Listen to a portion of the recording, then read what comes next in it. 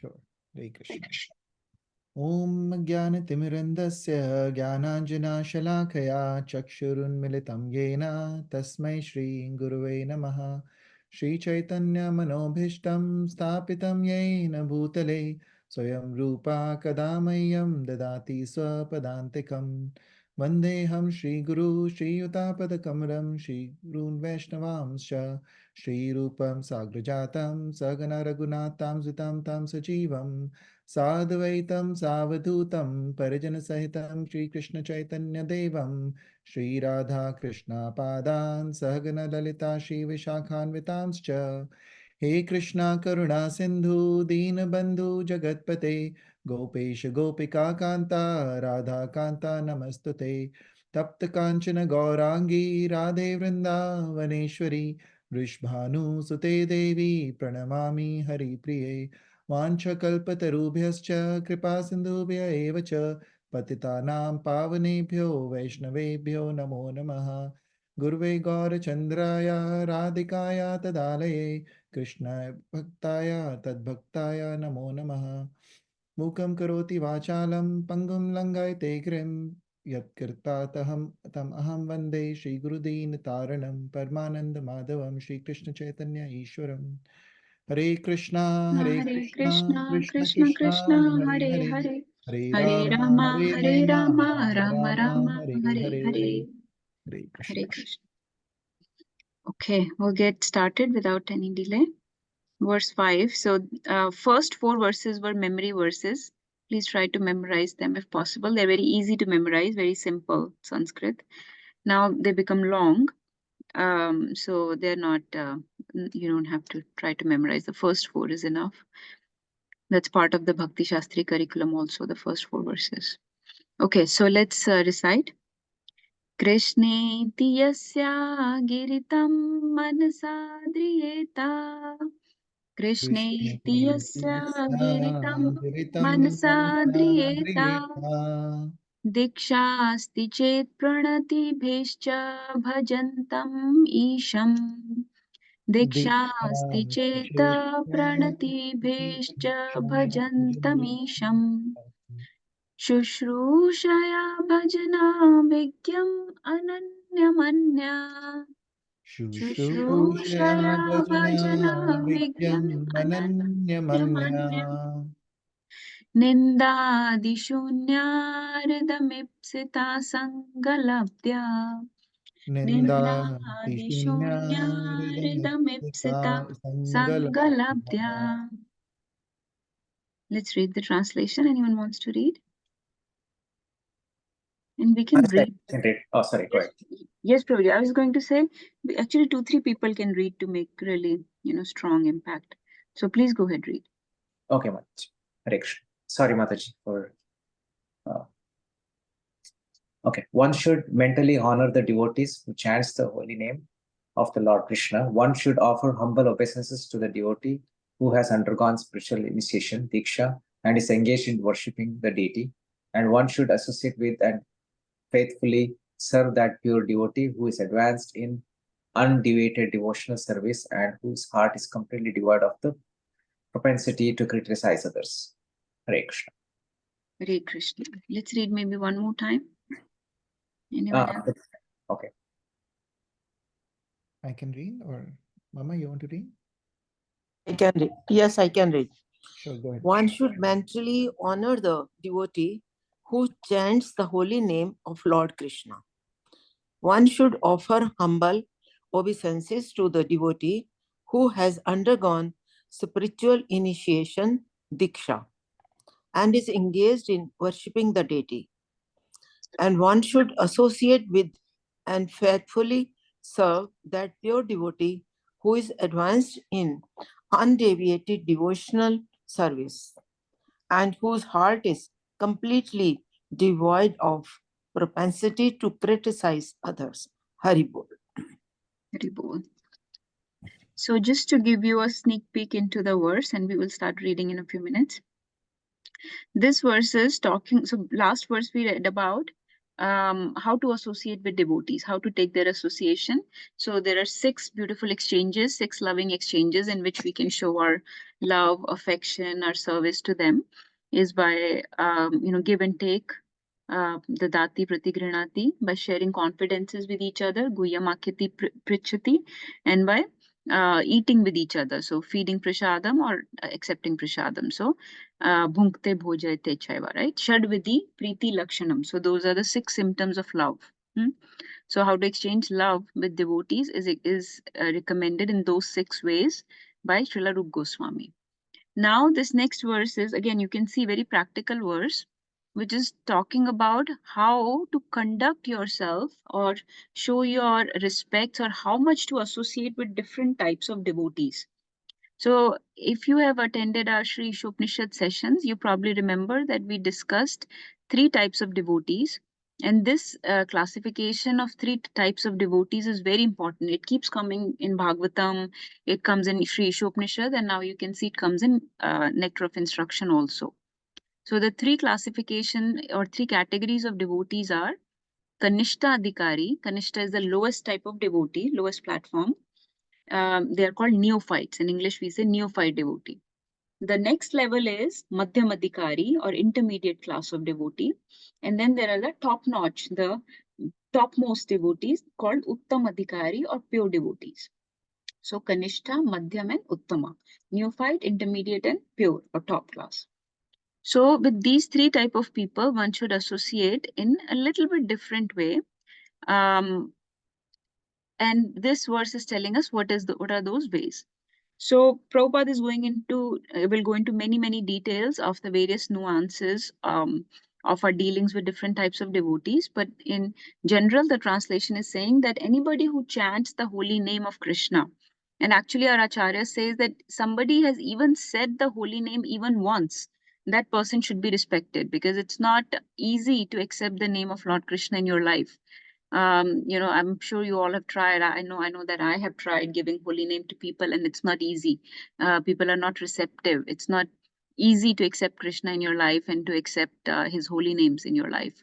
So those who are chanting the holy names of the Lord are actually worthy of great respect. So we should honor them in our at least in our mind. Okay, but of course we can show, the more respect you show, the better. So that's the general principle in Vaishnav culture. Show everyone the respect. Even a dog is treated respectfully. You know what to say of devotees and what to say of people who are chanting the holy names sincerely. So anybody that has accepted Lord's holy name in his life should be honored, at least within our mind. Okay, this is minimum, but maximum you can do as much as you want. Then the next level is people that have accepted Diksha or are engaged in deity worship. So that means these people are more faithful. These people are more sincere because they have decided to show their allegiance to the process. So they have committed themselves. They're completely convinced of the path and the process, and so they have surrendered their life to this process. So those people, because of their more advanced faith, they are given more respect. So you show your respects by offering obeisances. So physically also we show respect, not just in mind. Okay, and again, more is fine, but typically, at least physically, we give obeisances. And then comes the next level, which is the pure devotees, who are completely free of any criticisms. They are on the most advanced platform. They are completely surrendered souls. These are typically like our spiritual masters, the topmost Vaishnavas, who have given their whole life to this process and this path of bhakti yoga. So those people we should serve with our heart. We should completely give our heart to these people. We should show our love and affection through our service, through hearing their instructions. So we should serve them submissively and humbly. Okay, this is just the gross description of the verse of this translation. But let's go into details of these dealings. So let's start reading the purport. Who wants to read the first paragraph? Navya, you want to read? I can read, Prabhuji, if you want. Yes. Sure, Prabhu.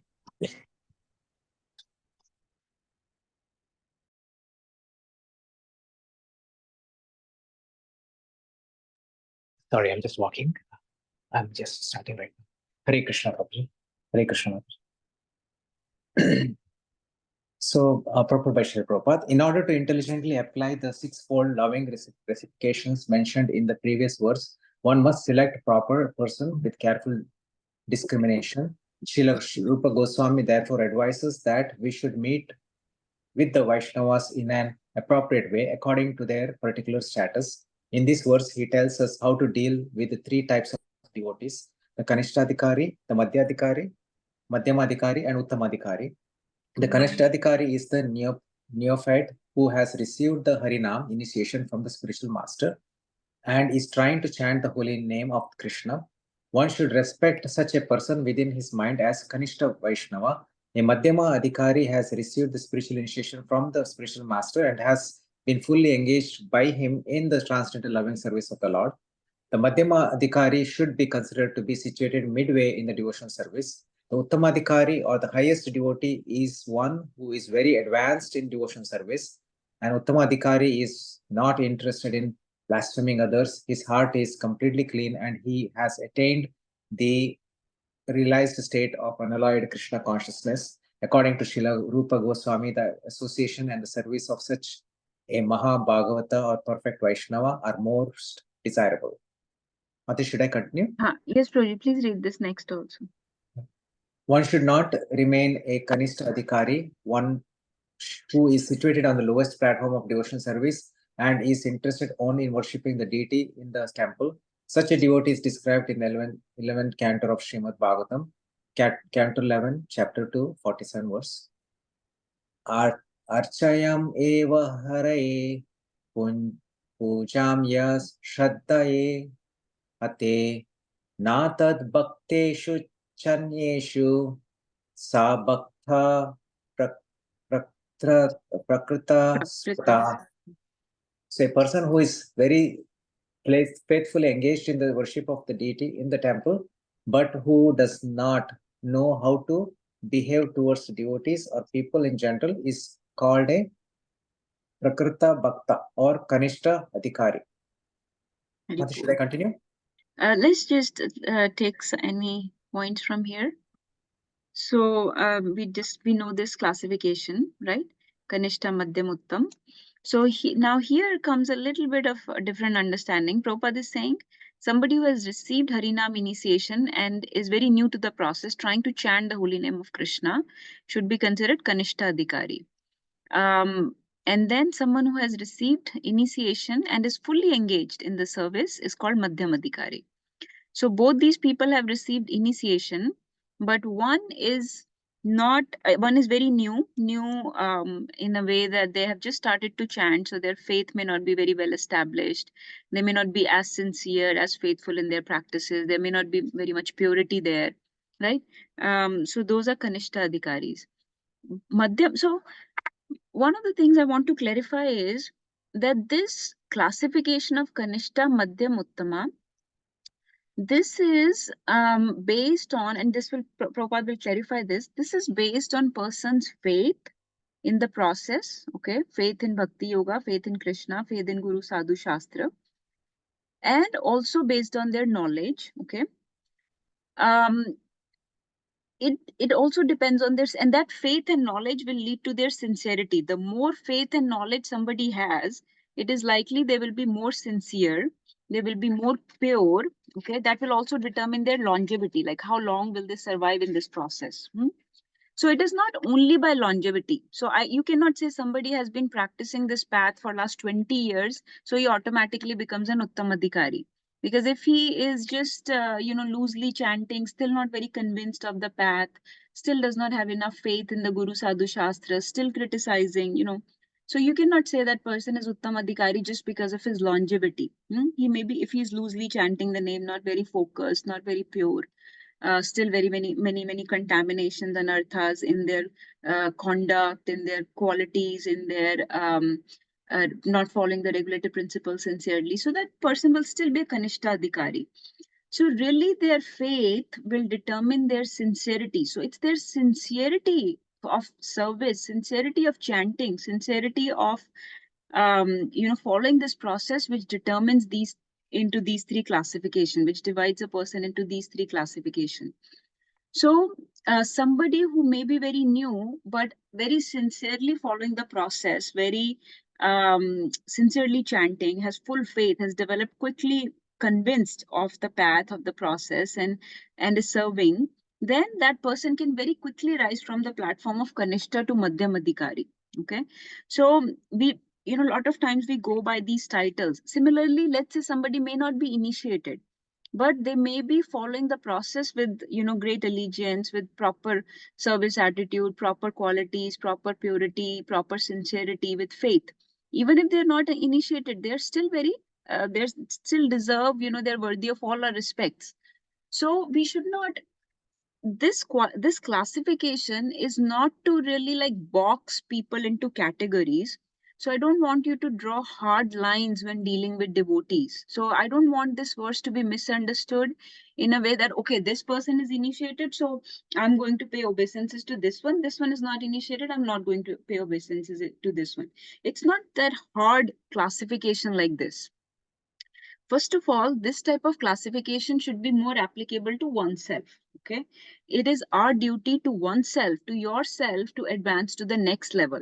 This is more for you to determine where I stand in this classification, not where the other person stands, because we don't really know of his sincerity, of his services, of his purity, of his faith. We do not know. We cannot judge that. Only a pure devotee, a guru, or Krishna knows that purity, sincerity. We do not know. So we do not need to start categorizing people and start labeling people that, such and such person. When we introduce people, this person is a Madhyam Adhikari. This is never done. This is not a proper conduct. You never introduce anyone like this. This is Kanishta, this is Madhyam. No. This is a very internal way of analyzing your own standing in the process of Bhakti Yoga. Am I very new? Am I advancing? I'm midway through the path and advanced. Okay, typically people that are very advanced do not think that they're very advanced. So there is really no way to know the correct classification, even for yourself. But more important is to not really box other people into hard categories. Okay. Always err on the side of giving more respects than to not give respect. So don't think, okay, this person is not initiated, so I will not give them respects or pay them physical obeisances or anything. No. If you have any doubt, then err on the side of doing more. Give more respects than to give less.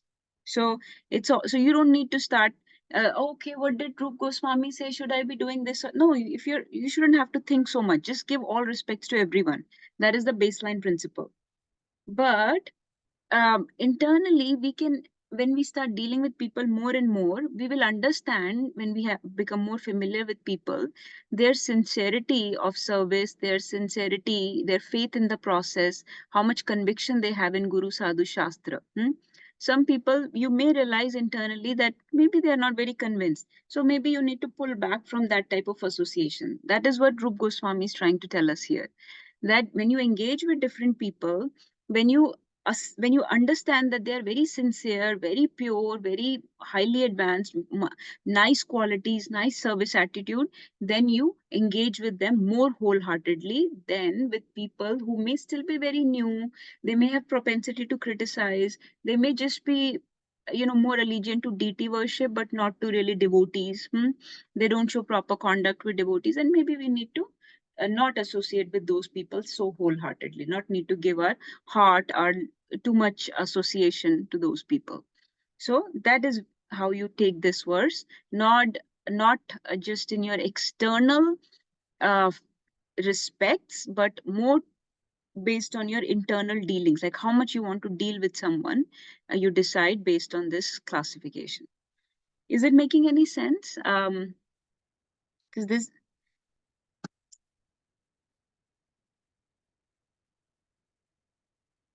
who has heard of this concept of Kanishta, Madhyam, and Uttam before? Yes, Mataji, I heard that, and that makes sense. Okay, so these verses, so Srimad Bhagavatam also mentions these three types of bhaktas. Prakrita bhakta is a word used for Kanishta Adhikari typically. again, we already discussed that Kanishta could also be somebody who may be very advanced, okay, and they may not have received initiation. It doesn't we cannot know their faith, their sincerity, just based on their initiation or not, okay. We assume that if somebody is initiated, they are more sincere because they have committed their life to this cause. They have surrendered their life to Guru and Krishna. So we can assume that an initiated person will be more sincere, but does not mean that an uninitiated person will not be sincere. So that's something to understand. But typically, a Kanishta Bhakta or Prakrita Bhakta is somebody who will have of allegiance to Arch Vigraha, meaning in deity they can see the Lord, but in devotees they cannot sense the presence of the Lord. So devotees they may be mistreating, they may be having questionable conduct with, they may not be able to serve properly. So they will always give more prominence to the deity than to the devotees. So that is also a mark of someone who does not have proper understanding. Basically, their fund of knowledge is a little poor because they can only see the presence of Lord in the Arch Vigraha. And that's okay. That's where they are starting. That's the starting point. Doesn't disqualify them from anything. That's where they are starting. But from that point on, their understanding will evolve. But that is a station of a Prakrita Bhakta. That's their standing currently. Nagarjuna Prabhu, you want to share anything? Hare Krishna. So yes, just to reiterate that these three classifications that I mentioned, they are for devotees. Anybody who is, in the process of trying to understand Krishna or God and is on the path of this self-realization, they are the ones that are being classified. Not just anybody, not materialistic person, not in materialistic dealings. This is more when we are talking about discussing somebody who is on the path of devotion, to kind of know how to deal with them. That's why this classification is there. And as Nārangi said correctly, should always pay more respects. I was just one realization that I had when I was reading this, and we'll probably come to it later on when we talk a little bit about Uttamadhikaris also. But just a realization I wanted to share is I realized that we are, most of us are, I think all of us probably are at the level of most likely Kanishta Adhikari, and because we are all still fledgling in the path of bhakti, we still are not, sometimes there can be some questions, some things that may some situation that may affect our faith. And Madhyam Adhikari faith never moves. They are fixed in their determination. That will come also. My realization I would share before taking too long is the Kanishta Adhikari and Uttam Adhikari both feel, and that's how we should feel, that everybody is actually better than us, right? Kanishta Adhikari feels, everyone should feel that everyone is better than us, right? Because they are, for Kanishta Adhikari, the other devotees are at a higher level than them. Interestingly, Uttam Adhikari also feels the same way, that everyone is better than them. Yeah, so just one realization that both are feeling in the same way, but one has true ego and one has false ego. And actually, it is opposite of, Uttam Adhikari can deserve to feel that they are at a higher level than everybody else, but they feel they are lower. So it's the opposite, just like, in the 15th chapter Bhagavad Gita, it comes like, this is this material world, it's opposite. And, like a tree with the roots above. So similarly, in spiritual world, everything is opposite. And Uttam Adhikari, who is actually higher level in their devotion and in their bhakti, in their understanding, feel that everyone else is better than them. But he feels that he is actually lower. Whereas a Kanishta should feel that everyone is better, but due to a false ego, we feel that no, I am better. I have, we try to, like Nārangi says, we try to be a what, judge for ourselves and lawyer for others, or opposite? No, opposite. Lawyer for ourselves, judge Lawyer for ourselves and judge for others. Yeah. So we Yeah, should it is. curb that tendency. Hare Krishna.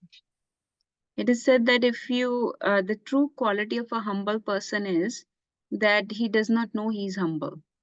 If somebody says I'm humble, that means he's not humble. Yes. Anyways, that was just a sidetrack. Adhikari word. I want you to draw your attention toward adhikari. Adhikar means like qualification. Like what is my adhikar? What is my qualification? So qualification or adhikar is determined by one's faith and knowledge. So there are two things: faith and knowledge, shraddha and gyan. These two determine the adhikar of a person. So Kanishta Adhikari means he does not have that much faith and knowledge. So that's why he is more likely to stumble and fall. If somebody raises any doubts about Guru Sadhu Shastra, they are more likely to fall in the trap of doubt. Their faith is not very strong. So their faith is Komal Shraddha. They are very Komal Shraddha that can break easily. So they can fall away. They can fall off the path easier. Madhyam Adhikari typically will have more faith in the path and their knowledge base is also stronger. So when there are arguments against Guru Sadhu Shastra, they are able to support them much better than Kanishta Adhikari. They are much better situated in their faith. And Uttam Adhikari has no doubts. Their faith, their knowledge, they can face any arguments. And the best quality of an Uttam Adhikari is Uttam Adhikaris are the easiest to judge. Like you know which ones are the Uttam Adhikaris. They are the ones that are able to make everyone Krishna conscious. Whoever they come in contact with, that person will become a Vaishnava. So that's the best way to know that that's an Uttam Adhikari. But Hare Krishna, Ravi Prabhu, Sheetal Mataji, thank you for joining. Roji will just reading 5th verse, just the purport. We'll quickly keep reading. Hare Krishna Mataji. Thank you. So we were discussing before you came, and one point, in one line, I'll just say that this qualification, you probably read the translation already. We can read it again also. But we should always err on the side of giving more respect. So you don't need to decide, oh, this person is initiated, this is not initiated, I will not give obeisances. No. If you have any doubts, just give obeisances. Just err on the side of giving respects. That was number one. Blanket statement for all Vaishnavas is, to all Vaishnavas we give respects. To anybody that has chanted Harinam even once, we can give respect. That's number one. Number 2 point that we discussed was that this classification is more for personal application, for our own advancement, that I want to advance to the next level, not for hard categorization of other people. We should never label other people, this is Kanishta, this is Madhyam. We should never introduce people as such. We do not have that adhikar, that qualification to judge people and put them in these boxes. So even if somebody may not be initiated, but been practicing sincerely, chanting Harinam, very sincere to the process, serving nicely, they deserve all the respects. We should not draw these hard lines between initiation, these type of identifications we should not have. Only thing that determines whether somebody is worthy of our respect or not is, okay, if they are chanting Harinam, if they are serving in any way, they are worthy of all respects. But we are understanding various detailed aspects of these three categories of devotees. And So another thing you had mentioned was that it does not matter the time, that somebody has spent in this process. That doesn't matter. Somebody may be practicing, well, not practicing, but maybe involved in like for 20 years, but that they are not serious 20, 30 years, then it doesn't mean that they are more advanced than somebody who may have joined a month ago and is very sincere and is completely. So then the one who's joined for 1 month and has been most sincere, then they are actually at a higher level from a spiritual standpoint, because they may have their past whatever reasons. yeah, basically faith in the process, faith in the Harinam, conviction in the Guru Sadhu Shastra, conviction in the Harinam, conviction to the services, sincerity of service is what determines the adhikar, not the longevity or all those external things do not decide. Let's keep reading. Anyone wants to read this next paragraph? Sorry, one more thing I wanted to clarify, because there's some I don't know if everyone realizes, but when we say obeisances for males, it is Dandavat Pranam, which is like a rod we lay down on the floor completely. For females, it's Panchang Pranam. Yes. Hare Krishna. So females, the belly and the chest area doesn't touch the floor. Okay, let's read. Who wants to read next? I can read, Mataji. Yes, Mataji. Hare Krishna. कहाँ से पढ़ना है Mataji? यहाँ से. Okay. One therefore has to raise himself from the position of Kanishta Adhikari to the platform of Madhyam Adhikari. The Madhyam Adhikari is described in Srimad Bhagavatam 11.2.46 in this way. ईश्वरे तद् अधीनेषु बालेशेषु द्विष्टस्यु च प्रेमा मैत्री कृपोपेक्षा य करोति सा मध्यमा. The Madhyam Adhikari is a devotee who worships the Supreme Personality of Godhead as the highest object of love, makes friends with the Lord's devotees, is merciful to the ignorant, and avoids those who are envious by nature. Very cool. Mataji, you keep reading after this. Let me just make a quick point, because Prabhupada is mentioning there are 3 or 4 verses in 11th canto of Srimad Bhagavatam that describe these 3 categories of devotees. So according to Bhagavatam, the Kanishta Adhikari or Prakrita Bhakta are very much attached to the Arch Vigraha. This also we discussed. Arch Vigraha means the deity. So they can see presence of Lord in the deity. They give all respects to the deities, but they tend to ignore the devotees. So they do not appreciate the devotees or their the Lord's presence in them, their services. Those are they typically just worship the deity in the temple, which is okay, which is for their station. They are at that standing for now, but with deity worship, they eventually purify themselves, they eventually advance. But this is where they are right now.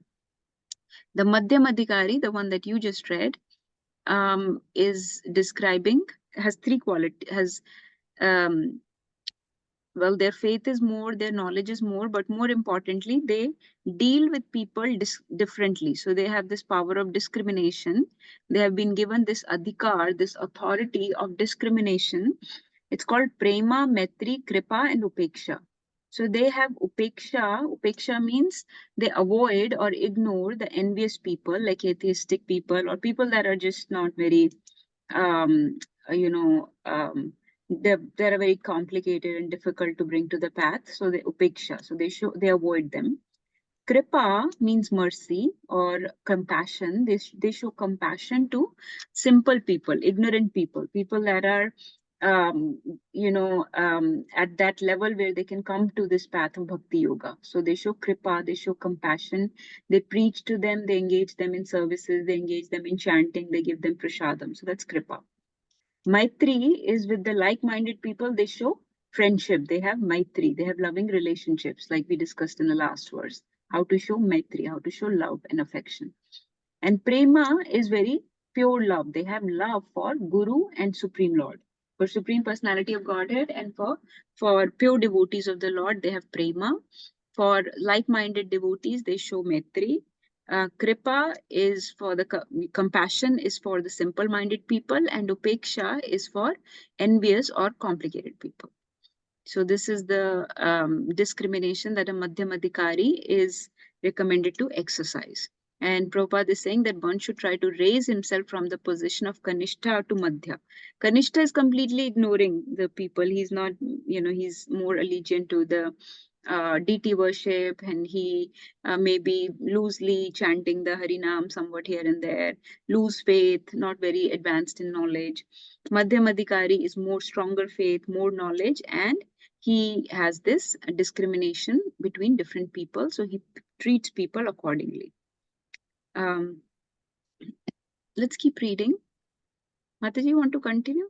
Sure, Mataji. Somebody else. This is the way to cultivate devotional service properly.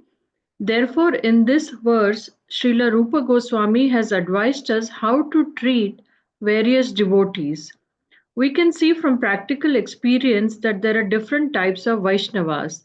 The Prakrata Sahajyas generally chant the Hare Krishna Mahamantra, yet they are attached to women, money, and intoxication. Although such persons may chant the holy name of the Lord, they are not yet properly purified. Such people should be respected within one's mind but their association should be avoided. Those who are innocent but simply carried away by bad association should be shown favor if they are eager to receive proper instructions from pure devotees. But those neophyte devotees who are actually initiated by the bona fide spiritual master and are seriously engaged in carrying out the orders of the spiritual master should be offered respectful obeisances. Hare Krishna. Hare Krishna. Let's keep reading. I think this is pretty clear. Okay. In this Krishna consciousness movement, a chance is given to everyone without discrimination of caste, creed, or color. Everyone is invited to join this movement, sit with us, take prasad, and hear about Krishna. When we see that someone is actually interested in Krishna consciousness and wants to be initiated, we accept him as disciple for the chanting of the holy name of the Lord. When a neophyte devotee is actually initiated and engaged in devotional service by the orders of the spiritual masters, he should be accepted immediately as a bona fide Vaishnava, and obeisances should be offered unto him. Out of many such Vaishnavas, one may be found to be very seriously engaged in the service of the Lord and strictly following all the regulative principles, chanting the prescribed number of rounds on japa beads, and always thinking of how to expand the Krishna consciousness movement. Such a Vaishnava should be accepted as an Uttam Adhikari, a highly advanced devotee, and his association should always be sought. Very good. So you can see the theme, basically the theme is of sincerity. So anybody who's very serious, sincere about their practices, about chanting of the holy names, about service to their guru, following the regulated principles, then those persons are considered more advanced. So, and sincerity comes from faith and knowledge. So the more sincere one is, the more adhikar that person gets. Let's read more. Anybody else wants to read? I have a clarification question. Yes. So here, when Prabhupada is mentioning initiation into chanting the holy name, is he talking about like mantra initiation, or is it being mentioned just about anybody who is informed about the holy name and the process and the No, he's start talking about Harinam initiation. Harinam initiation? Yeah, he said Is we it- accept him as a disciple for chanting of the holy name. And when And- he's actually initiated, then he's engaged in the service of the guru, of the spiritual master, and he's a bona fide Vaishnava. So what is the difference between these two lines? Which two lines? Like when he's accepted or initiated into Harinam mantra versus when he's initiated and engaged in devotional service by order of spiritual master. Same thing. I mean, he's expanding on that line. So he said that if somebody is interested to be initiated, then we accept him as a disciple, right? For chanting of the holy name means in Harinam initiation. And then that such a person, when he's initiated, he's engaged. So after initiation, it's not like a quick, okay, somebody has turned on the button. When you are initiated, then you start engaging more sincerely in devotional service. So Prabhupada is saying when such a person who was before neophyte, we accepted him into the process, we gave him Harinam Diksha. Now he has taken this process seriously and sincerely. He's serving his spiritual master. Now he's become a bona fide Vaishnava, so he should be offered obeisances as such. Now, if despite initiation somebody is very loosey-goosey and impure of their habits, impure character qualities, not serving the spiritual master, not chanting properly, breaking the regulative principles, so then it's not the same. I mean, again, you can offer all obeisances, all respects to them, but slowly by associating with people, you will realize their sincerity. So that's what I was saying before, that somebody could be initiated and yet not following properly, versus somebody may not be initiated and following properly. That's why we don't understand their adhikar and we just give respects to everyone. I think my confusion is also because is it at the time of Prabhupada that he's talking? Because when he was, giving somebody initiation, like because he was Uttam Adhikari, everybody who came in contact with him automatically became sincere and a Vaishnava. So many people did. And versus now, I mean, I don't think there is any. Giving initiation is already only to somebody who is sincere a little bit at least. You have to be a little bit sincere. Otherwise, you will not be accepted by the spiritual master, right? So you are already chanting the holy names. You're already practicing, at least practicing chanting the holy names. But it's not, again, don't draw such hard lines. That's what I was trying to say before. No, I'm not saying hard lines. I'm asking about like somebody like in the temple, right? You go to Vrindavan, the temple. Everybody who comes to Krishna Balram temple is given initiation into the Harinam name. They're given beads. Any newcomer is given beads and informed about Hare Krishna Mahamantra. So is that what is being talking No. about? And No, was it's it talking different about when it was at the initiation. time of Prabhupada versus now? It's talking about Harinam initiation. It's Okay. talking about Harinam Diksha. When somebody is initiated because they had that inclination, then that person follows the process. And that person, Prabhupada is saying, was a Kanishta and may still be a Kanishta. Even despite initiation, they're still Kanishta. But then they are advancing gradually and becoming sincere in their service to spiritual masters. So they should be accepted as a bona fide Vaishnava. So I'm sorry, I'm not able to understand the confusion, but maybe we can talk separately. Let's keep going. To me, it's pretty clear unless anybody else has any confusion or complications. We'll try to clarify. Ravi Prabhu, Sheetal Mataji, any? No, Mataji is clear. Okay. Anyone wants to read from here? Prabhuji, you want to read? Yes, Mataji. Yes. Hare Krishna.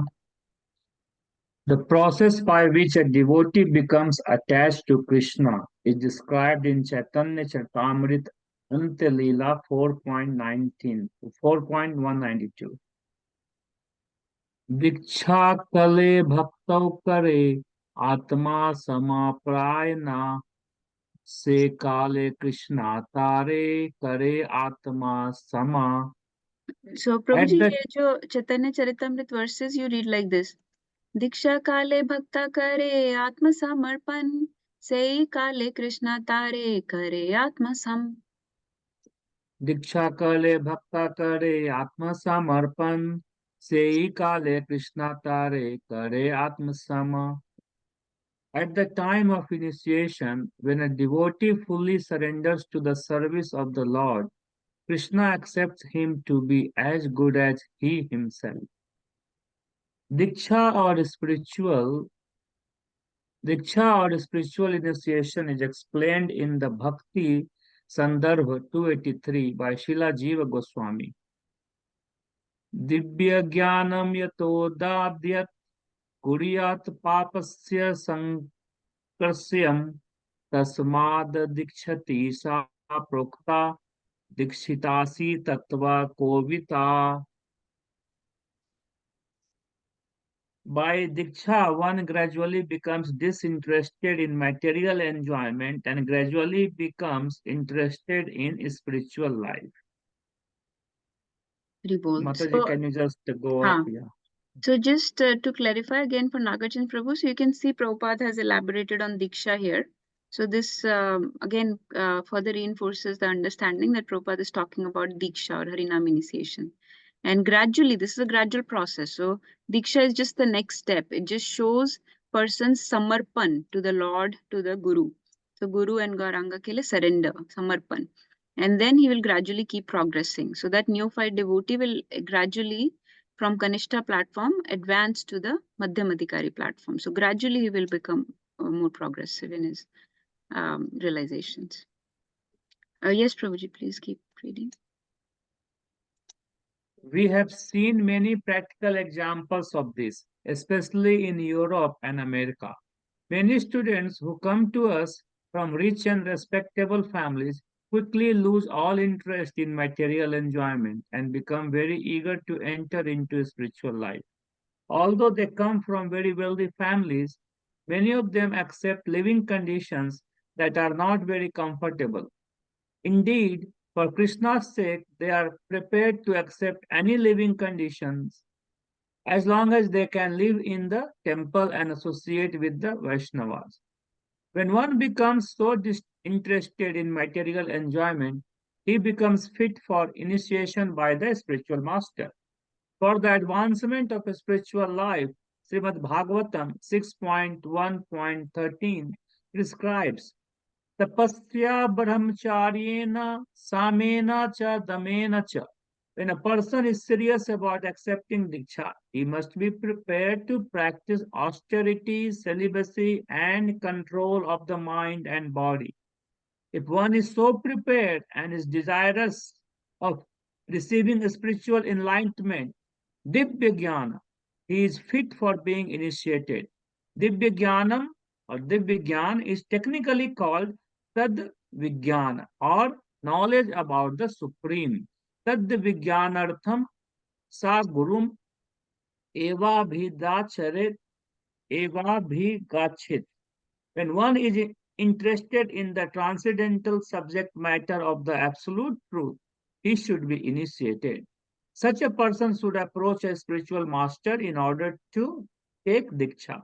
Srimad Bhagavatam 11.3.21 also prescribes Tasmad Gurum Prapadyeta Jigyasu Shreya Uttama.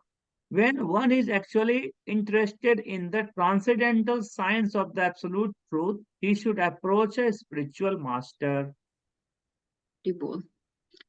So Prabhupada is again describing this whole process that initially that person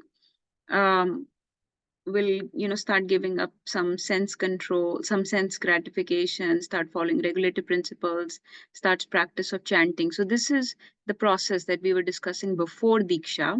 And this person realizes the importance of spiritual life, they become disinterested in material enjoyment, and then they become fit to be initiated by the spiritual master.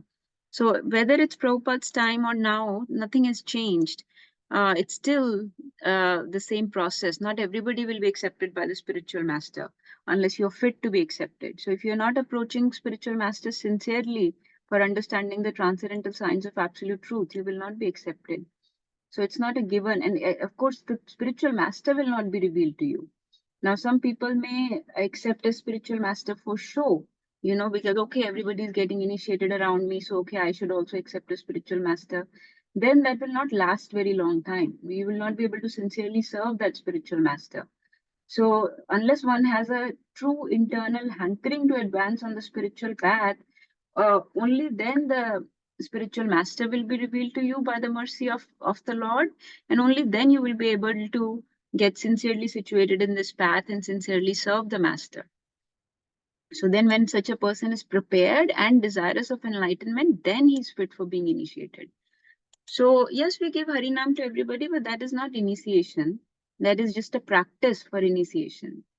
So people are getting purified. They're understanding the value of spiritual path, because they're making that transition from material to spiritual path, but does not mean that they're sincere in spiritual path. Initiation means that now I have understood the value. I have become somewhat pure. I have become I know that this is important. This is the most important thing for me. So I'm going to commit my life to this. So now they're convinced and they're committed to this path. That's when they take Diksha. So that is the transition between material to spiritual life. You've entered into spiritual life. And again, you're not immediately pure after accepting Diksha. So you are going through a transitory phase. It's a gradual phase. You're not suddenly like the pure bhakta. You are going through that transition, Kanishta, but you have to rise to the platform of Madhyamadikari next. Let's read more. Anybody else wants to read? Ramesh, Yes. Yes, ma'am. Go ahead. Yes, Hari Bol. One should not accept a spiritual master without following his instructions, nor should one accept a spiritual master just to make a fashionable show of spiritual life. One must be jigyasu, very much inquisitive, to learn from the bona fide spiritual master. The inquiries one makes should strictly pertain to transcendental science. Jigyasu Shreya Uttamam. The word Uttamam refers to that which is above material knowledge. Tam means the darkness of this material world, and Ut means transcendental. Generally, people are very interested in inquiring about mundane subject matters, but when one has lost such interest and is simply interested in transcendental subject matters, he is quite fit for being initiated.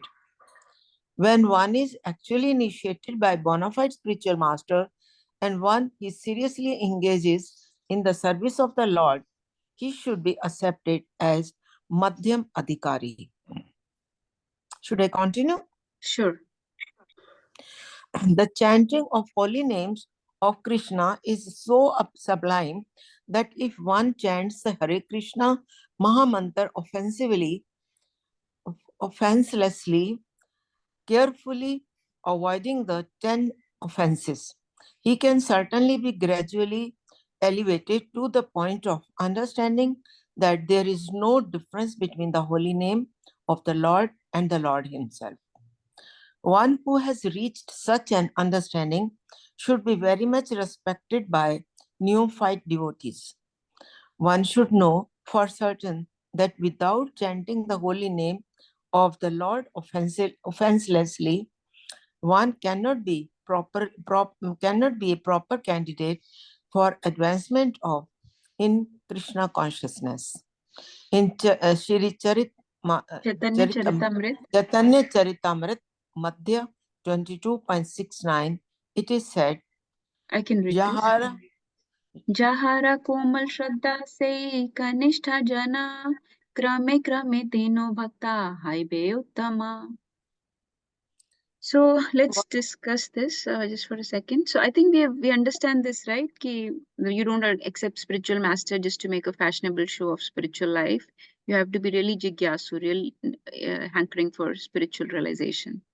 And eventually that person will come to the platform of Madhyam Adhikari as he starts serving, as he gets initiated, starts serving the Lord and the Guru sincerely. And Prabhupada is saying that by chanting the holy name, gradually people become uplifted. And initially their Shraddha is very komal. So those people are Kanishta Jana. Kanishta people have komal Shraddha, very fickle faith. But krame means gradually that bhakta will become uttama, will become transcendental. Uttama, tam means ignorance or darkness. Ut means to rise beyond it, to get above it. So beyond darkness, that person becomes pure.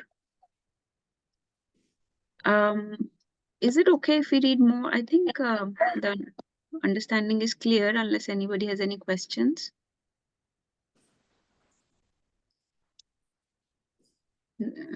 Let's see. Nagarchan Prabhu, Ramesh Prabhu, anyone, any questions or comments? Shall we keep going? Yes, Mataji, I think it's very clear, Mataji. Thank you. You want to read next one, Prabhu?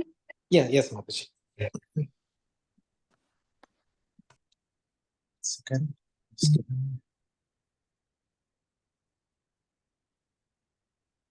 So the last para, right, Mataji? This one, yeah. One I'm highlighting. One whose faith is soft and pliable.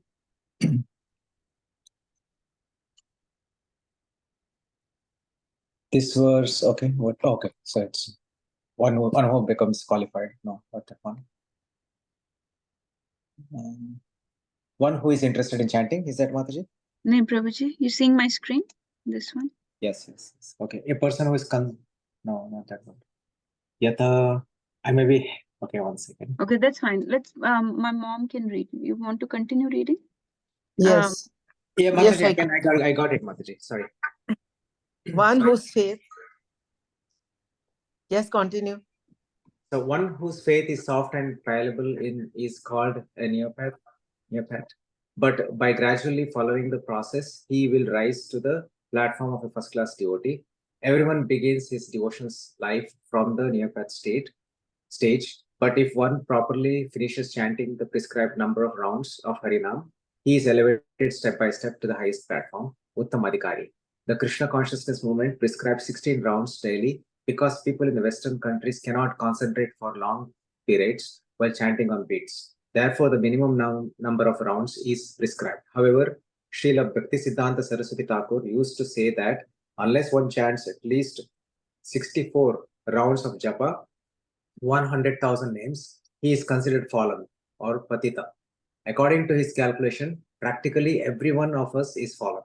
But because we are trying to serve the Supreme Lord with all seriousness and without duplicity, we can expect the mercy of Lord Shri Chaitanya Mahaprabhu, who is famous as Patita Pavan, the deliverer of the fallen. Mati, should I continue? Yes, Prabhuji.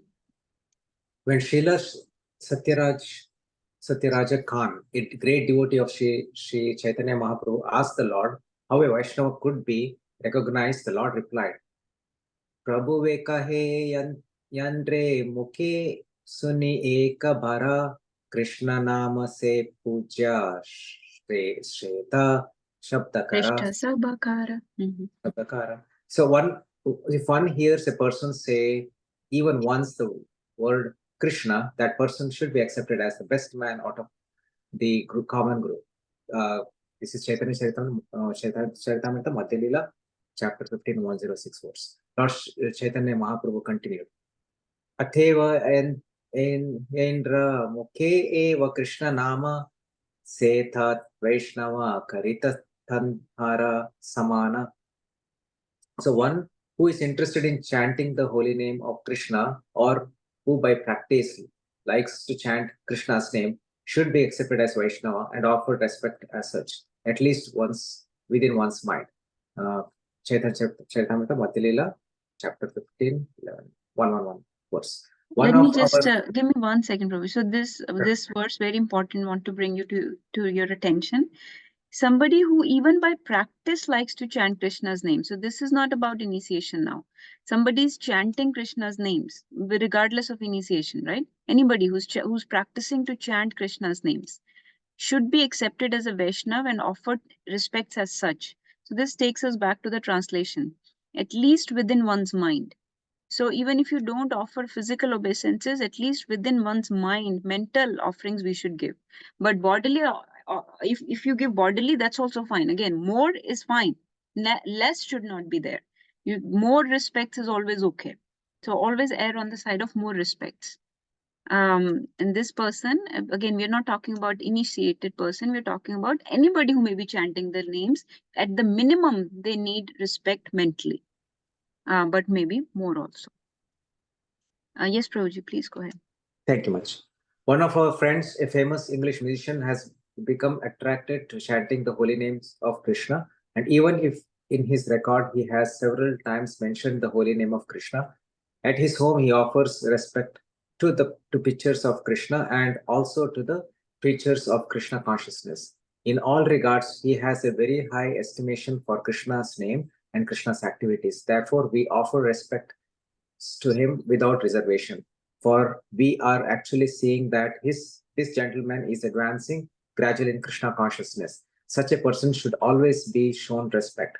The conclusion is that anyone who is trying to advance in Krishna consciousness by regularly chanting the holy name should always be respected by Vaishnavas. On the other hand, we have witnessed that some of our contemporaries who are supposed to be a great preachers have gradually fallen into the material conception of life because they have failed to chant the holy name of the Lord. Mati, should I continue? So this, give me 1 minute, Prabhu. So this one is talking about whom? Who is Prabhupada talking about? George Harrison. George Harrison. Prabhupada has not named him, but he's talking about George Harrison. Now, George Harrison is not initiated, but he is making all efforts to advance the Krishna consciousness movement. He's chanting the holy names. He has Krishna's pictures at home that he's offering respects to. So such a person who has accepted Krishna in their life, that person is worthy of our respect, Prabhupada is saying. Are you all okay if we, I think we have understood the purport, but can we keep reading a couple more paragraphs? Yes, Mataji, let's finish this, I think. Okay, so let's quickly read through this. Please take turns to read. Who wants to read next? I can go. Yes, Prabhuji. While giving instructions to Sanatan Goswami, Lord Chaitanya Mahaprabhu divided devotional service into 3 categories. शास्त्र उक्ति नहीं जाने दृढ़ श्रद्धावान मध्यम अधिकारी से महाभगवान भाग्यवान. A person whose conclusive knowledge of the Shastras is not very strong, but who has developed firm faith in chanting the Hare Krishna Mahamantra and who is also undeterred in the execution of his prescribed devotional service, should be considered a Madhyam Adhikari. Such a person is very fortunate. Chaitanya Charitamrita Madhya Leela 22.67. A Madhyam Adhikari is a Shraddhavan, a substantially faithful person, and he is actually a candidate for further advancement in devotional service. Therefore, in the Chaitanya Charitamrita Madhya 22.64, it is said, श्रद्धावान जना है या भक्ति अधिकारी उत्तम मध्यम कनिष्ठा श्रद्धानुसारी. One becomes qualified as a devotee on the elementary platform, the intermediate platform, and the highest platform of devotional service according to the development of his Shraddha, faith. Again in Chaitanya Charitamrita Madhya 22.62, it is said, श्रद्धा सर्वे विश्वास कहे सुदृढ़ निश्चय कृष्णा भक्ति कैला सर्वा कर्मा कृता हया. Will you just give me 1 second here? So this verse is these two verses are very important. But this one you can see, so this adhikari word is being described here, that the qualification or adhikar comes based on the shraddha anusari. So the more the faith in the path, in the process, accordingly they are given the title of Uttam, Madhyam or Kanishta. So this is shraddha anusari. And this verse is saying, very important verse, memory verses, both of these. This one is saying that we should have firm faith that by doing Krishna Bhakti, everything else will happen automatically. Krishna Bhakti kaile sarva karma krithaya. That all other work will be automatically done. All other subsidiary activities like liberation, jnana, vairagya, everything else will automatically be achieved by performing Krishna Bhakti. So everything else is taken care of. So you should have that shraddha. And Sudrida Nishchaya, you should have that faith, that conviction. Yes, Prabhuji, please keep on. By rendering transcendental service to Krishna, one automatically performs all subsidiary activities. This confident, firm faith, favorable to the discharge of devotional service, is called Shraddha. Shraddha, faith in Krishna, is the beginning of Krishna consciousness. Faith means strong faith. The words of Bhagavad Gita are authorized instructions for faithful men. And whatever Krishna says in Bhagavad Gita is to be accepted as it is, without interpretation. This was the way Arjun accepted Bhagavad Gita after hearing Bhagavad Gita. Arjun told Krishna, Sarva etad ratam manye yam mama vadasi Keshava. O Krishna, I totally accept as truth all that you have told me. Bhagavad Gita 10:14. This is the correct way of understanding Bhagavad Gita, and this is called Shraddha. It is not that one accepts a portion of Bhagavad Gita according to his own whimsical interpretations and then rejects another portion. This is not Shraddha. Shraddha means accepting the instructions of Bhagavad Gita in their totality, especially the last instruction, Sarva Dharma Parityajya Mam Ekam Sharanam Vraja. Abandon all varieties of religion and just surrender unto me. Bhagavad Gita 18.66. When one becomes completely faithful in regard to this instruction, one strong faith becomes the basis for advancing in spiritual life. Let's see, anyone else wants to read? I can read. Yes. When one fully engages in chanting the Hare Krishna Mahamantra, he gradually realizes his own spiritual identity. Unless one faithfully chants the Hare Krishna mantra, Krishna does not reveal himself. Sevo mukhehi jivado swayam eva spurti yada. Bhakti Rasamrit Sandhu. Samrit Sandhu, verse 1.2.234. We cannot realize the Supreme Personality of Godhead by any artificial means. We must engage faithfully in the service of the Lord. Such service begins with the tongue, Sevan Mukhehi Jivado, which means that we should always chant the holy names of the Lord and accept Krishna Prasad. We should not chant or accept anything else. When this process is faithfully followed, the Supreme Lord reveals himself to the devotee. When a person realizes himself to be an eternal servitor of Krishna, he loses interest in everything but Krishna's service. Always thinking of Krishna, devising means by which to spread the holy names of Krishna, he understands that his only business is in spreading Krishna consciousness movement all over the world. Such a person is to be recognized as an Uttamadhikari, and his association should be immediately accepted according to the 6 processes. Dadati Pratigrehanati. Indeed, the advanced Uttam Adhikari, Vaishnava devotee, should be accepted as a spiritual master. Everything one possesses should be offered to him, for it is enjoined that one should deliver whatever he has to the spiritual master. This brahmachari in particular is supposed to beg alms for others from others and offer them to the spiritual master. However, one should not imitate the behavior of an advanced devotee or Mahabhagavat without being self-realized, for by such imitation one will eventually become degraded. And Okay. finish off. Sure, go ahead.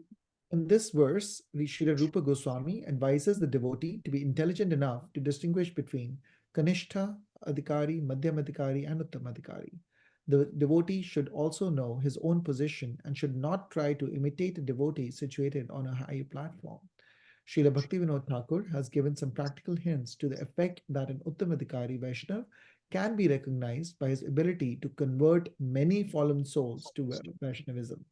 One should not become a spiritual master unless he has attained the platform of Uttamadhikari. A neophyte Vaishnava or a Vaishnava situated on the intermediate platform can also accept disciples, but such disciples must be on the same platform and should be understood that they cannot advance very well towards the ultimate goal of life under his insufficient guidance. Therefore, disciples should be careful to accept an Uttamadhikari as a spiritual master. Hare Krishna. Hare Krishna. Thank you, everyone. I think we finished the verse. So I have again a question in the last paragraph. yes, sure. So one should not become a spiritual master unless he has attained the platform of Uttamadhikari. So now, a neophyte devote Vaishnav or a Vaishnav situated on the intermediate platform can also accept disciples. But such disciples must be on the same platform. So can Madhyam Adhikari not have a disciple who's Kanishta Adhikari? Yes. Yes, Madhyam Adhikari can have Kanishta Adhikari, like on the lower platform, because Madhyam Adhikari's business it is to preach. To preach, to yes. preach. So they discriminate and they have friendly relationships with the same like-minded people, and with the lower platform people, they they try to preach, they engage them in services. So I don't think that it means accepting disciples in a way that a spiritual master will accept disciple. Right. Like they cannot give formal Just initiation, of course. It's just talking like in a way of preaching and just engaging in services in that way. So again, like we talked about before, the Uttamadhikari platform is the only platform that is very easy to recognize because they are pure devotees. They are very pure in their qualities, in their conduct. They do not criticize. They have this potency, this power to convert anyone into a Vaishnav. So this is how they can be immediately recognized. They can, whoever they come in contact with will become Krishna conscious. They'll become a Vaishnav, right? So that's how you can recognize Uttamadhikari. When we talk about Madhyam and Kanishta Adhikari, the lines are more gray. It's not as black and white. And it's one's own business to recognize themselves as a neophyte and try to rise to the platform of Madhyam Adhikari. So when Prabhupada says they can accept on a similar platform, means that similar type of people that are a little bit on the lower platform or on the same level, they can try to engage them, try to cultivate them and show compassion to them. That's my understanding of this. But so let's read the translation one last time. Who wants to read the translation? Can I, Mataji? Yes, Praveen. One should mentally honor the devotee who chants the holy name of Lord Krishna.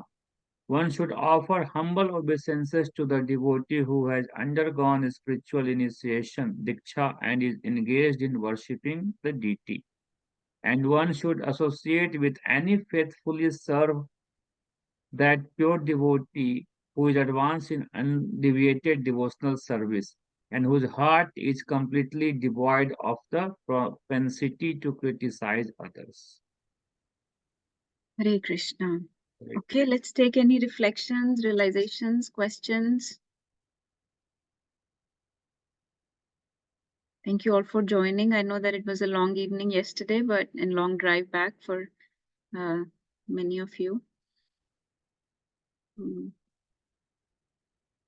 So what are the two main things that distinguish these three categories? Or what is one main thing? Let's say one main thing that distinguishes these three. The faith. The faith, Shraddha Anusari, right? So the adhikar is given according to the Shraddha. And remember that we don't know of anybody's faith. We cannot comment on somebody's faith, somebody's sincerity, somebody's purity. So by long association with people, we may come to some understanding of their purity, their sincerity, their commitment to the path, commitment to the services. But upon immediate meetings, you cannot label people. You cannot just categorize and put them in these boxes that so and so person is Kanishta or Madhyam or Uttam. Definitely never call anybody else a Kanishta or neophyte, because you don't know of their faith, their services, their sincerity, their purity, their qualities. So definitely always, if you have to err, you will always put them in a higher category than lower. That is the basic Vaishnav conduct. You will show higher respect than lower. If you're not sure, just pay obeisances. You don't have to start thinking, oh, what did Rupa Goswami say? Let me think. You don't have to analyze so much and bend your brains about this so much. The main thing is to offer respects to everyone, and that's why Prabhupada has quoted those verses where it says that even if somebody has chanted Harinam even once, that should be given at least minimally. You should give respect in your mind. It doesn't hurt to give obeisances. So good for your back. Good exercise also to pay obeisances. So we'll stop here. Let's take any Ramesh Prabhu, Hiral Mataji, Sheetal Mataji, Vinita, any questions, reflections, please share. If not, we'll stop the call. We'll continue with verse 6. Practical thing just came. Yes, Prabhuji. यहाँ बात हो रहा है जो दंडवत, right? Go fly. How about just, I know, practical? Because everywhere we are wearing some, I don't know, this is my thing. कहीं पर भी लेट जाए कि कहीं पर जहाँ देख लेटना है वहीं लेट. प्रभु जी, इसका ये आपने बिल्कुल perfect question पूछा है, because this question was recently asked from Swayam Bhagwan Maharaj in one of his seminars in ISKCON Juhu, I think. Either Juhu, I think so. So somebody asked the same thing. Sometimes it's not practical, and sometimes we are trying to be very humble, that if we pay obeisances, then the other person will also have to pay obeisances. And let's say it's very dirty here, then if I pay obeisances, then he will also have to bend down, his clothes will get dirty. I'm putting them through trouble, right? Sometimes we feel that way also. I'm inconveniencing people. So in practically, so I will tell you his answer, and I'll tell you what I've heard from different people. Practically, yes, you can do this, but it is recommended to give dandavats. Do not worry about the inconvenience. It's always better to give pranam. It's better to give dandavats pranam. And then one of the devotees in that seminar, in that sabha, started condemning this new culture of saying dandavats. Like this culture has come up where we say dandavat, but we don't mean it. We don't show physical, we don't give physical obeisances, and people are just saying dandavat pranam, but they don't give pranam. So always give pranam, especially, older people of Prabhupada's generation, because of their seniority, and then to saffron, anybody wearing saffron, give dandavat pranam, So some of those things, it is better to give Dandavat Pranam. We should bow down. We should bend down as much as possible. But yes, sometimes it is very inconvenient. Then you can do this. But if possible, as much as Yeah. yeah. Now I can get these things together. You know, in Sadhu Sangha for last 2 years, every time that Maharaj will go, people will just do Dandvat. And Yeah. to me, like, okay, kahin par bhi late rahe sab log. Now it makes sense ki kaun ho Uttam Adhikari and Maharaj. So, like, learning process, because I was like, okay, I mean, follow तो हम लोग भी किए हैं, like, चलो हम भी late जाते हैं, लेकिन अभी देखिए पढ़ने से समझ में आया कि ये रूप गोस्वामी का recommendations है. So yeah, so जो बहुत ज़्यादा elevated हैं, Prabhupada disciples हैं, senior लोग हैं, elderly people, that generation, and saffron. Anyone wearing saffron, not even of our sampradaya, even if it's a Mayavadi wearing saffron. So to the saffron we bow down. So it's not even कि कोई हमारे ही tradition का saffron wearing है, we bow down to the saffron color. So Other practical thing is जैसे आप देखते हैं किसी को with in saffron, even from away, we don't have to go in front, and they don't need to see us. they don't need to see. Paying Yeah, attention, that's another. paying obeisances.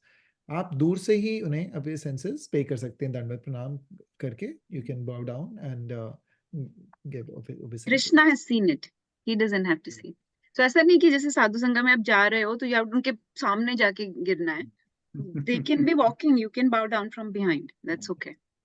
So people, you will see that they're still. You may not have seen them, and suddenly you're like, oh, Indradimna Maharaj walked, right? So you just bow down. So he didn't see you.